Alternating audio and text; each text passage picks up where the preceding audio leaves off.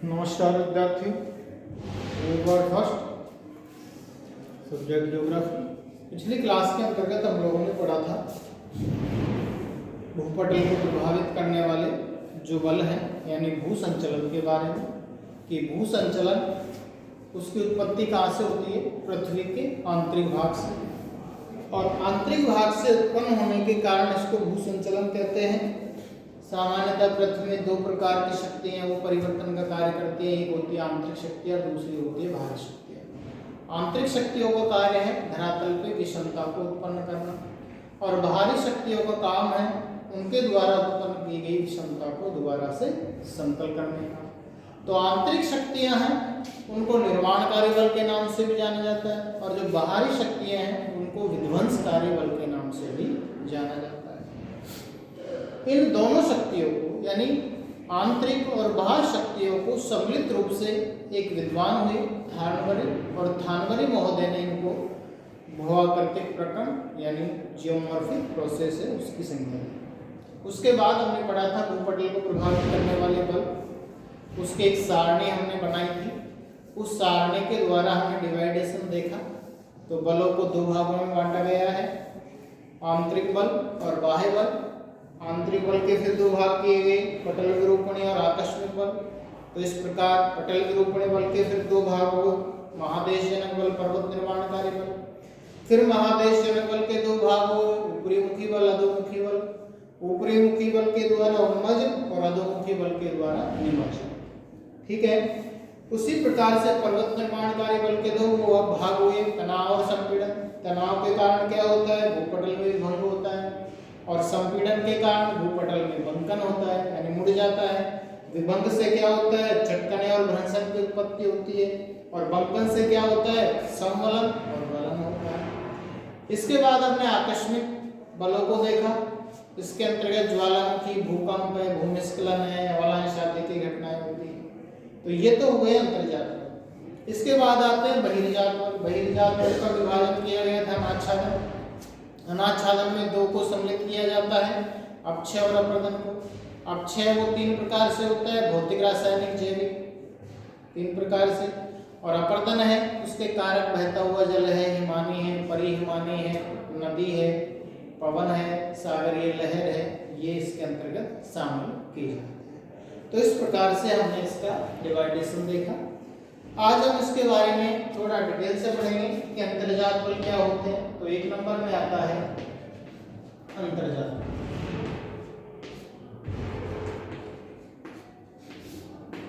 देखिए, अंतर्जात बलों की उत्पत्ति होती है किन कारणों से? पहले तो उत्पत्ति पृथ्वी के आंतरिक भाग से होती है। अंतर्जात बलों की उत्पत्ति पृथ्वी के आंतरिक भाग से,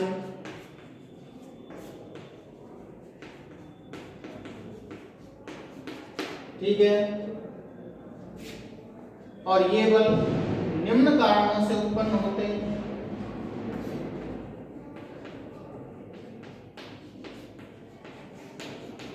वो निम्न कारण कौन कौन से हैं जिनके द्वारा ये अंतर्जात बल है वो उत्पन्न होते हैं? तो इसमें देखिए, एक तो है आपका भूगर्भ का ताप, भूगर्भ की चट्टानों का फैलाव और सिकुड़न।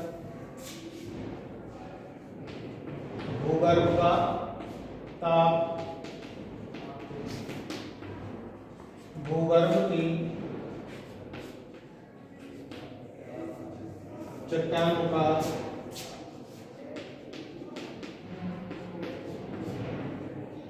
फैलाव एवं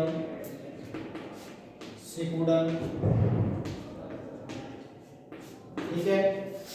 दूसरा कारण है रेडियोएक्टिव पदार्थों से जो ताप उत्पन्न होता है। रेडियोएक्टिव पदार्थों से उत्पन्न ताप।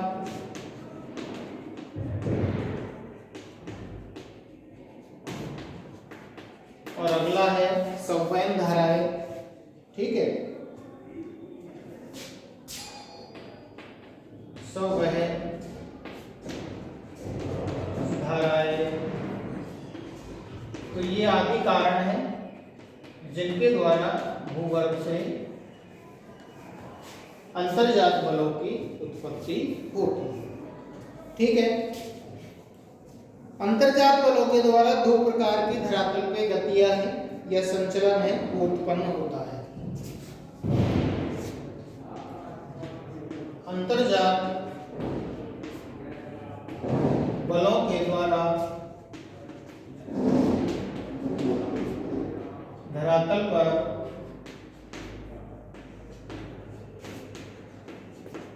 दो प्रकार का संचलन या गतियां उत्पन्न होती हैं। ठीक है, वो दो कौन कौन सी है? एक है आपका क्षैतिज संचलन और दूसरा है लंबवत संचलन। एक है क्षैतिज संचलन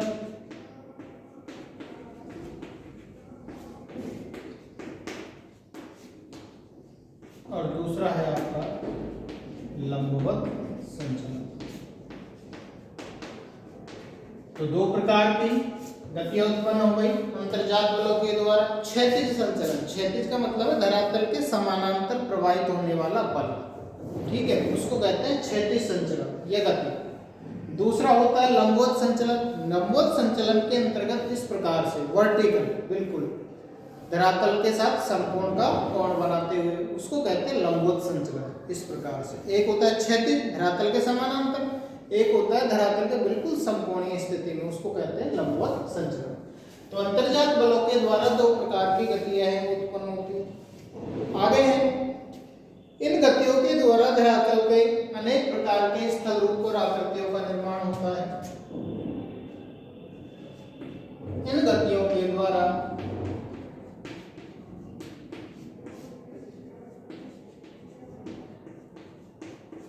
धरातल पर अनेक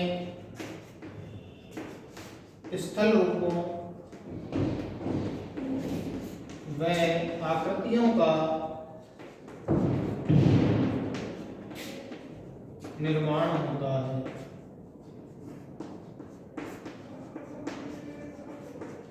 जो क्षैतिज और लंबवत संचलन या गतियां हुई, इनके द्वारा धरातल पर अनेक प्रकार के स्थल रूपों का निर्माण है वो किया गया।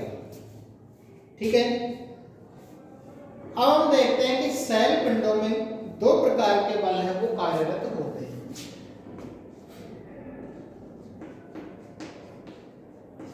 शैल पिंडों में दो प्रकार के बल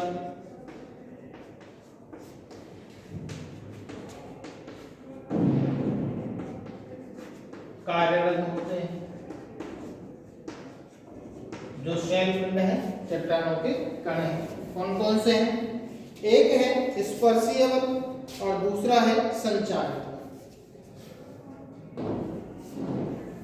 पहला है स्पर्शीय बल। स्पर्शीय बॉडी फोर्सेज जिसको कहा जाता है।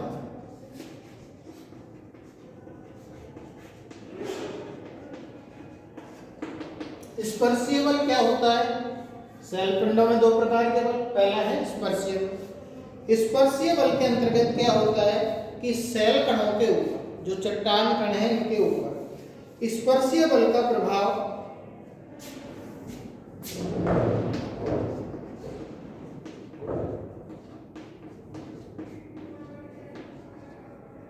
शैल कणों के ऊपर स्पर्शीय बल का प्रभाव, ठीक है, स्पर्शीय जो बल है उसका प्रभाव शैलों से होते हुए शैल कणों के ऊपर समान रूप से क्रियाशील होता है। शैलों से होते हुए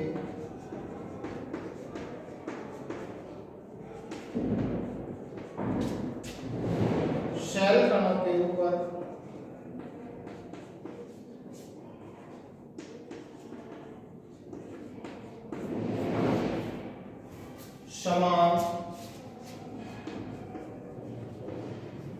क्रियाशील होता है।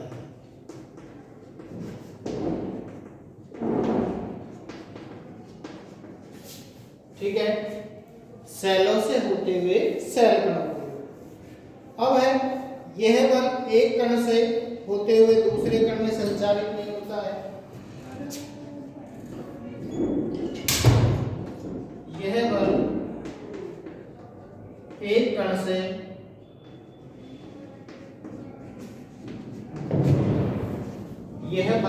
से दूसरे कण में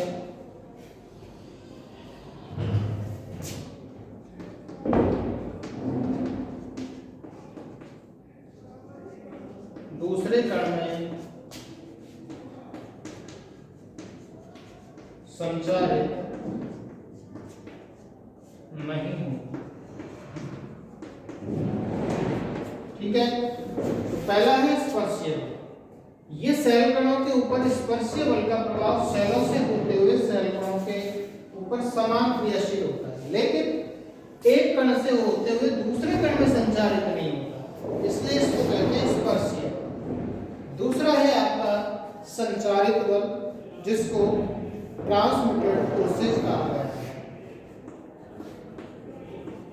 संचारित बल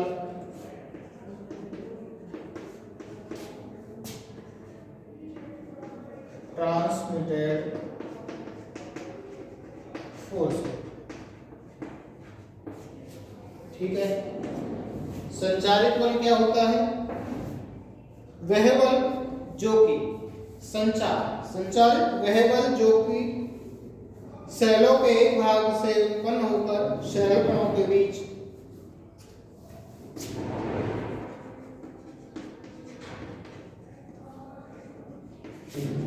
जो सेलों के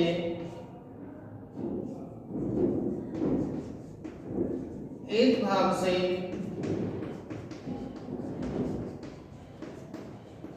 उत्पन्न होगा। ठीक है, सेलों के एक भाग से बल उत्पन्न होगा सेल कणों के बीच अंतर क्रिया द्वारा।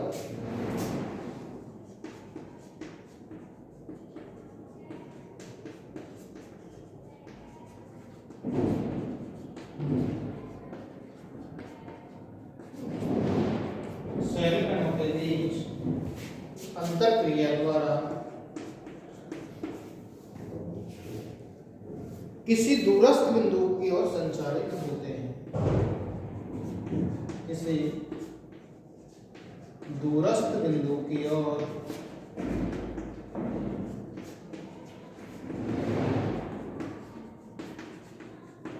संचारित होते हैं।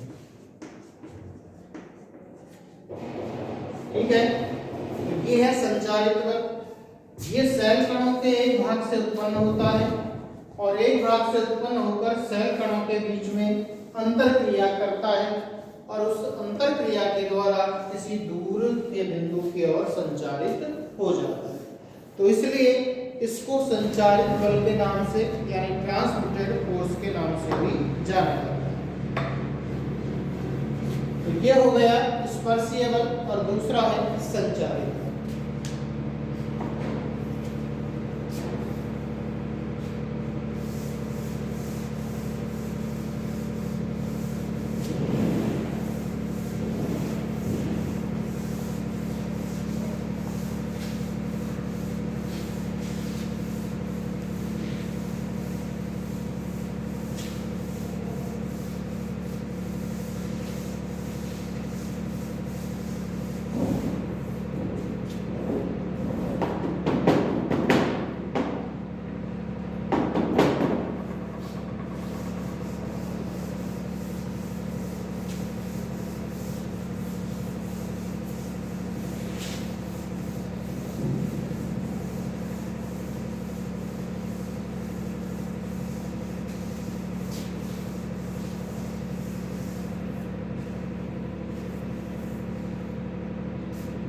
अब है कि जो आंतरिक प्रक्रियाएं संचालित होती है, तो आंतरिक प्रक्रियाओं को संचालित करने में प्रतिबल का सर्वाधिक हाथ होता है।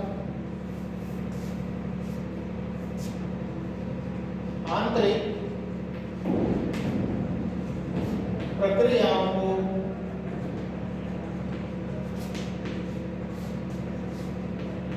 संचालित करने में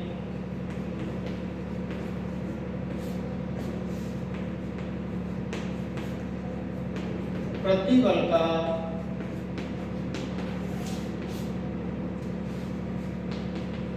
सर्वाधिक योगदान होता है।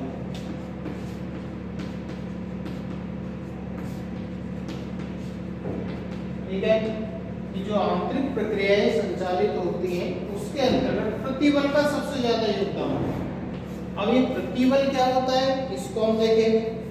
प्रतिबल सबसे पहले है प्रतिबल।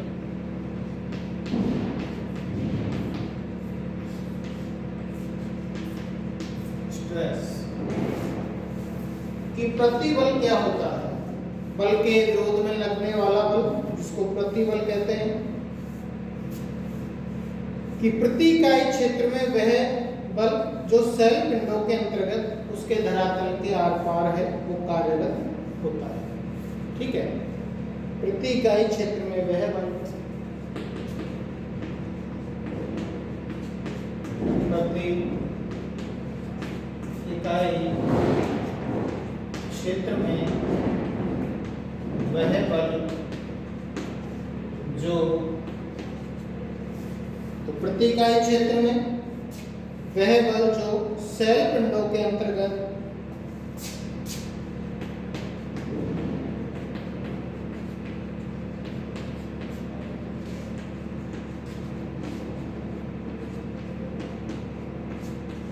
धरातल के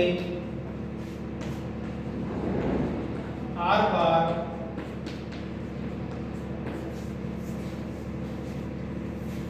धरातल के आर पार कार्यरत होता है।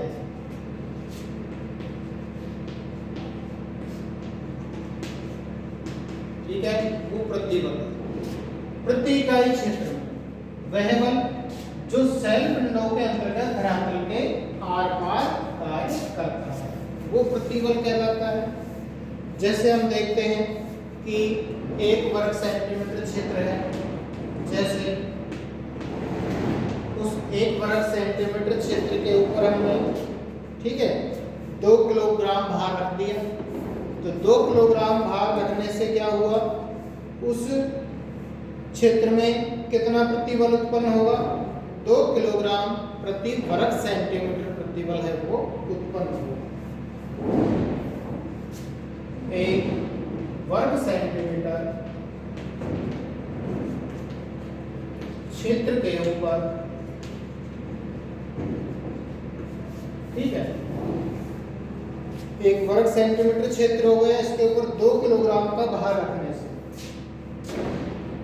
2 किलोग्राम भार रखने से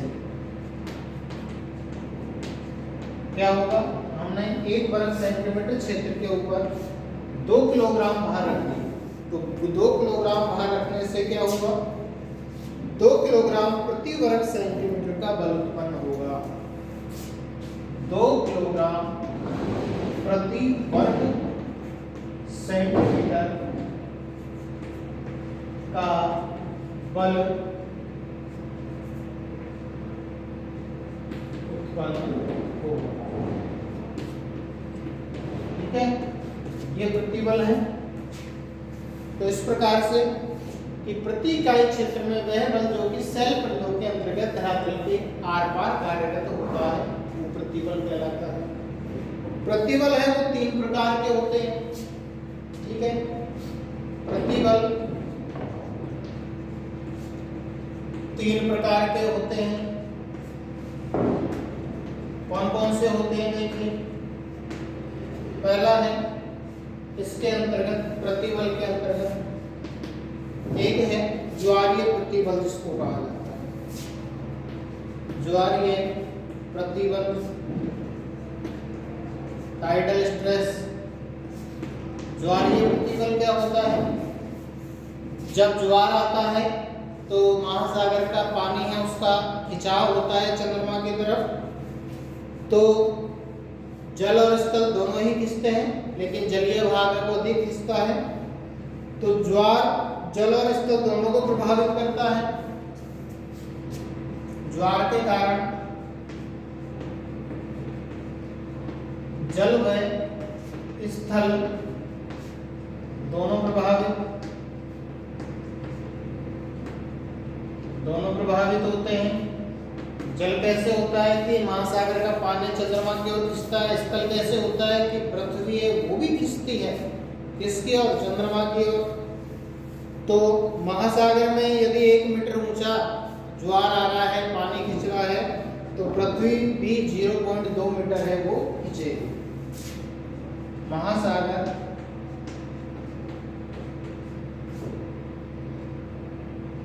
1 मीटर यदि ज्वार है या ज्वार का खिंचाव है,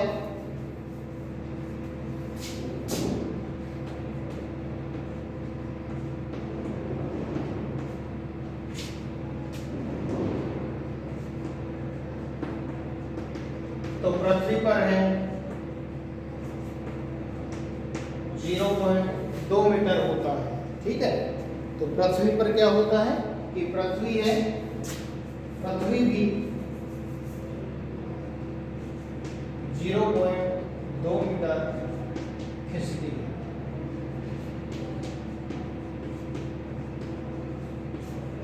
तो ये है ज्वारीय प्रतिबल, जो कि ज्वार के कारण होता है कि जब ज्वार आता है जिसके कारण महासागर का जल का खिंचाव होता है।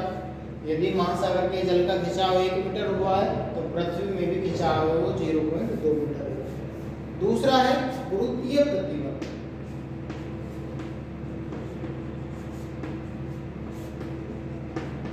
गुरुत्वीय प्रतिबल क्या होता है कि प्रत्येक वस्तु जिसके कारण ऊपर से नीचे की ओर गति करती है, ठीक है, वो गुरुत्वीय प्रतिबल कहलाता है। पदार्थ की जो गति है वो ऊंचाई से नीचाई की ओर होती है और इससे धरातल पर बलन और भ्रंश होते हैं। पदार्थ की गति ऊंचाई से नीचाई की ओर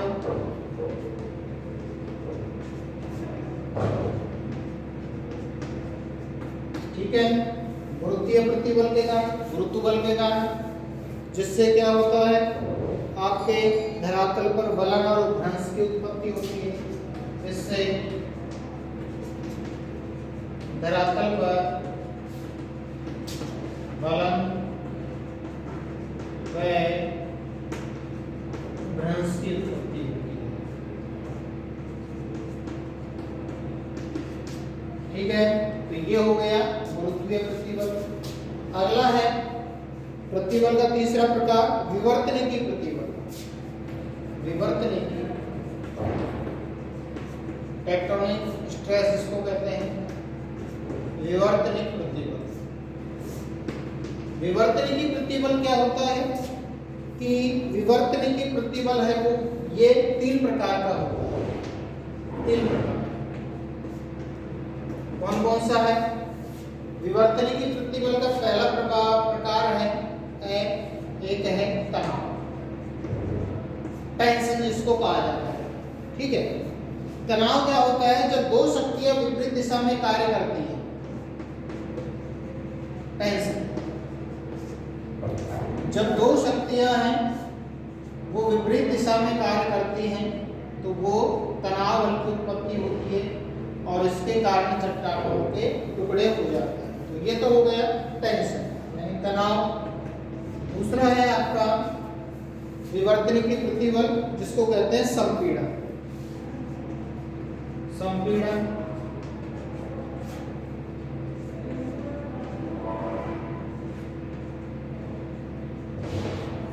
कंप्रेस।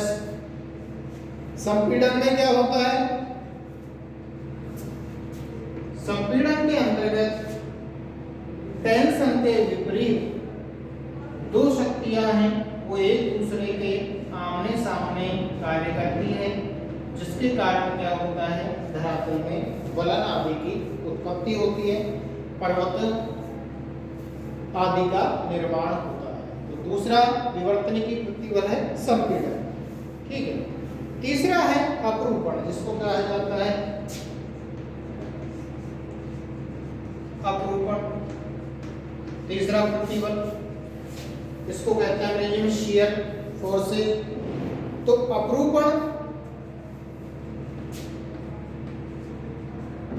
के अंतर्गत क्या होता है, इसके अंतर्गत क्या होता है कि जो पदार्थ में जो शक्तियां हैं वो एक दूसरे के कोनों की तरफ है वो कार्य करती है। जैसे अभी हम देखें, ठीक है, तो ये इस कोने की तरफ और ये इस कोने की तरफ, तो इसको कहा जाता है शियर बल। ठीक है। इसके अंतर्गत क्या होता है, जब कोई शक्ति किसी भूखंड के दो विपरीत, जब कोई शक्ति किसी भूखंड के,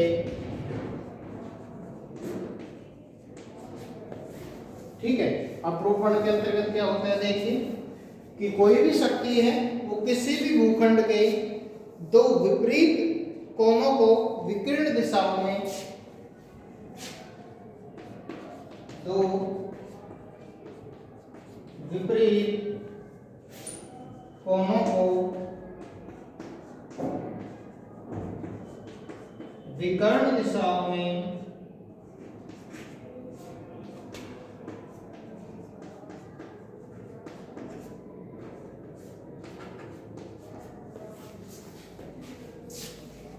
विकर्ण दिशाओं में धकेलती है, तो उससे क्या होता है, शियर बल यानी अपरूपण की उत्पत्ति होती है, धकेलती है।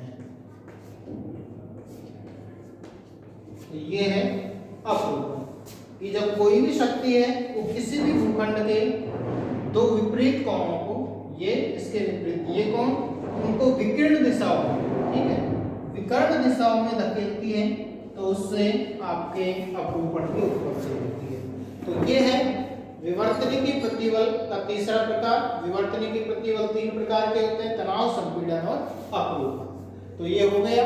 प्रतिबल क्या होता है कि प्रति इकाई क्षेत्र में जो बल कार्य करता है शैलपिंडों के अंतर्गत धरातल के आर पार, वो प्रतिबल होता है।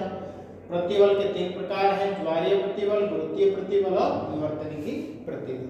तो इस प्रकार से ये प्रतिबल हो गया। इसके बाद तीव्रता के आधार पर दो प्रकार की संचलन की घटनाएं हैं वो होती है। तीव्रता के आधार पर यदि हम देखें, एक होता है आपका आकस्मिक शक्तियां। देखिए, तीव्रता के आधार पर दो प्रकार की संचलन या घटनाओं को माना गया है। पहला है आकस्मिक शक्तियां। आकस्मिक शक्तियां क्या होती हैं, अचानक उत्पन्न होती हैं, अचानक घटित होने वाली शक्तियां के द्वारा भूकंप है, ज्वालामुखी है आदि की क्रियाओं के द्वारा क्या होता है, धरातल के ऊपर और नीचे विभिन्न प्रकार की स्थलाकृतियों का निर्माण हो जाता है। जैसे ज्वालामुखी की क्रिया के द्वारा पृथ्वी के आंतरिक भाग में बैथोलिक है, लेथोलिक है, शिल है, डाइक है आदि की उत्पत्ति हो जाती है। जबकि बाहरी भाग में लावा का मैदान है, गैसर है, धुआंरे हैं, इनकी उत्पत्ति होती है। इसी प्रकार से भूकंप से क्या है, दरार आती है, भ्रंशन, झील आदि का निर्माण हो जाता है। जो आपकी रेल लाइन, सड़क लाइन है, ये टूट जाती है। तो ये आकस्मिक शक्ति है। दूसरी है पटल विरूपणी शक्तियां। पटल विरूपणी क्या होती है कि इसके अंतर्गत पृथ्वी के सभी जो कृष्टीय संचलन है यानी भूपटलीय संचलन है उनको सम्मिलित किया जाता है।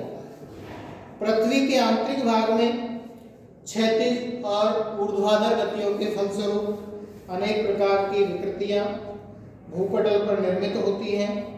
ये दीर्घकालीन घटनाएं होती हैं, इनके उत्पन्न होने में समय लगता है। दीर्घकालीन घटनाएं, क्योंकि इनके उत्पन्न होने में क्या लगेगा, समय लगेगा।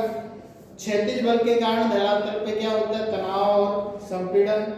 तनाव के कारण वही भूपटल में विभंग और संपीड़न के कारण वलन होता है।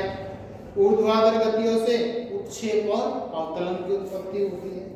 तो इस प्रकार से क्षेत्रीय विस्तार की जो दृष्टि है उससे पटल विरूपणी संचलन को फिर दो प्रकारों में बांटा गया है।